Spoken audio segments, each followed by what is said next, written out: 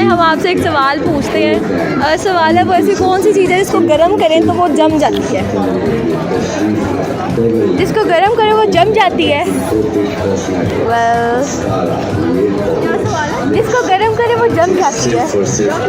हाँ, शीशे के बर्फ, क्रिस्टल के बर्फ, सोचें।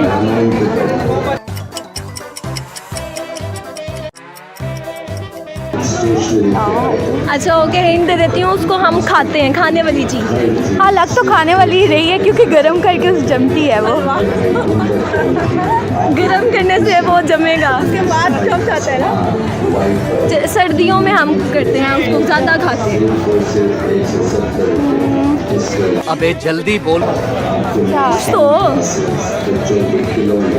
माइंड में अभी कुछ भी नहीं आ रहा। अच्छा, जरा कॉमन सेंस है आप में, तो हम आपसे एक और सवाल पूछ लेते हैं। हाँ हाँ, चेंज। ओके, अच्छा वो कौन सी चीज़ है जो धूप में नहीं सूखती? पानी। पानी पानी सूख जाता है। कैसे सूखता है पानी?